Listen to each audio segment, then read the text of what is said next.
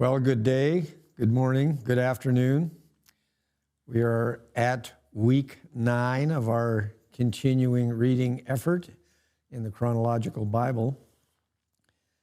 And what we're reading right now is a compilation of laws. This is a compilation that includes many passages from Deuteronomy and Leviticus that are sort of parallel but not identical, as well as some of the passages from Exodus where the law was originally promulgated to Moses.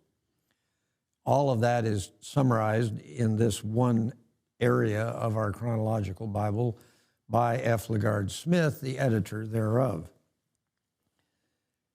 And I would note to you that where we are in the chronology of the Bible, effectively, all this was put together. The Deuteronomy passages were basically generated based on events that occurred after they arrived pretty much opposite Jericho in the Jordan Valley area. So they've made their way from Egypt. They've spent 40 years, all the men above 20 who first refused and then decided to try to go without God's blessing to take the promised land out of Kadesh, Gilead.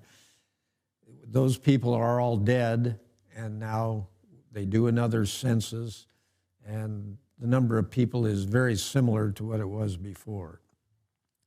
So what we're reading is merely a compilation of all those laws. So I would note in the reading that we're just completing this week that the section that our editor calls section N, as in uppercase N, is titled Purification.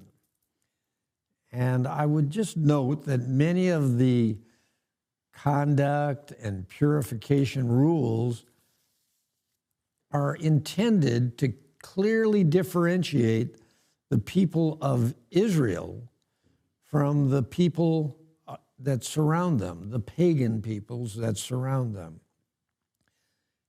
And I think this is because, as God has stated, the sins of the Amorites, and I would note, although I don't think he ever states that unequivocally, but I would note that the sins of the Egyptians as well had reached the point where the land was polluted and God was prepared to destroy those peoples. I would also note that sometimes the physical laws, the physical cleanness rules, may have not only been trying to make the nation pure, as God is pure, but also may have had some health objectives. That's not entirely clear to me, but that is possible.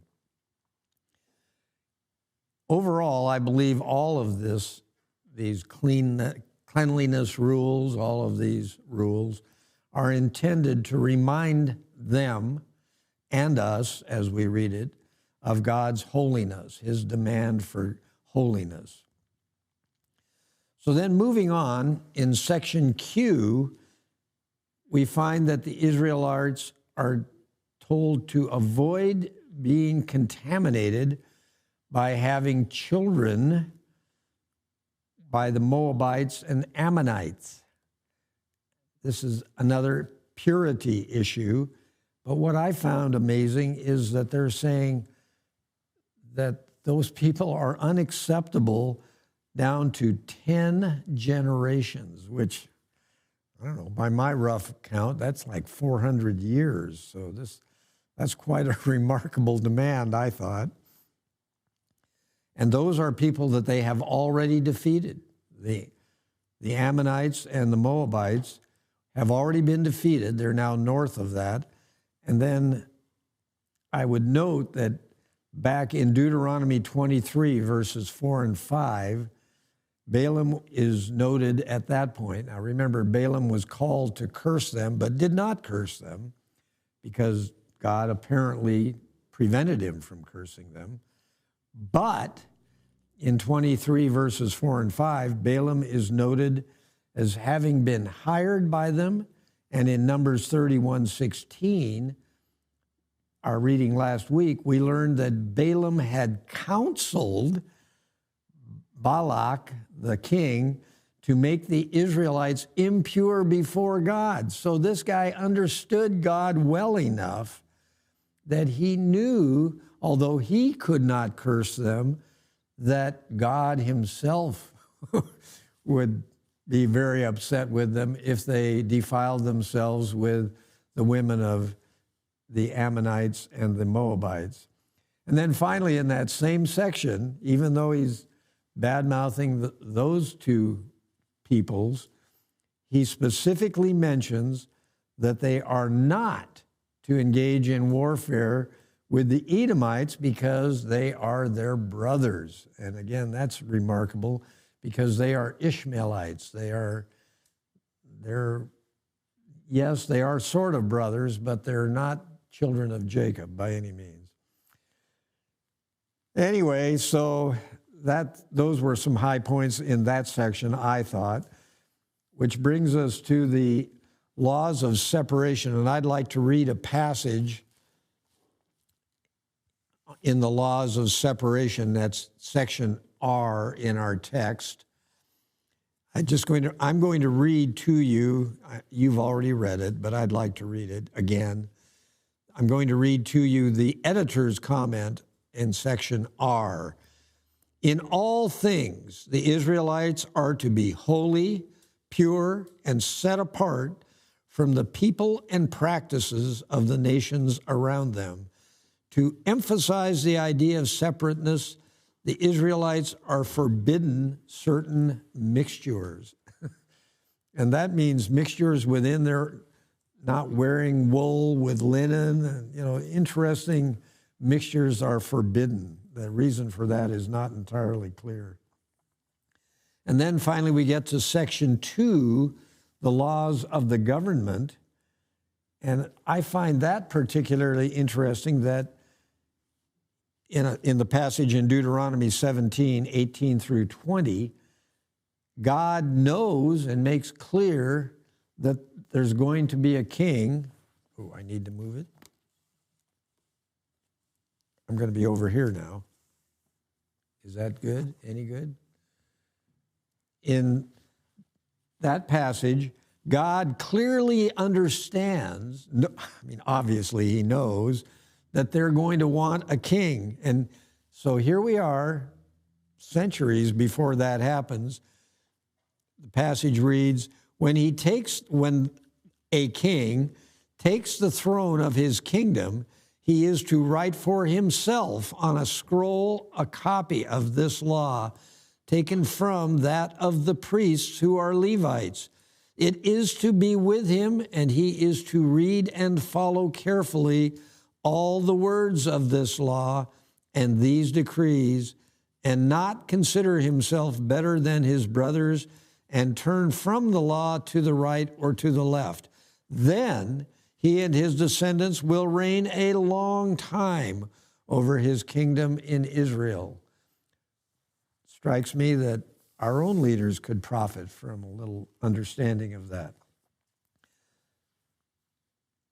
So anyway, I would note to you that many of our own governmental laws, regulations, laws, let's say, spring from some of the laws that are found here. I specifically would note the demand for the death penalty, the demand for multiple reliable witnesses for the conviction of any person accused of a crime. And I would like to read a brief passage concerning the reason for the death penalty. And this is in section A1, crimes against a person, homicide. The reason for the death penalty. I'm quoting from the text, Numbers 35, 33, and 34. That is to say, verses 33 and 34. Do not pollute the land where you are. Bloodshed pollutes the land, and atonement cannot be made for the land on which blood has been shed, except by the blood of the one who shed it. Do not defile the land where you live and where I dwell, for I, the Lord, dwell among the Israelites. So again, God brings up the concept of defilement of the land, the pollution of the land by unholy death, by illegal death.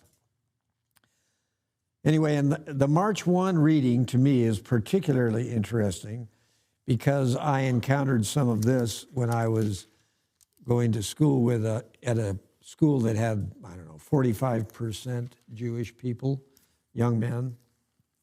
And it was young men. We had very few females.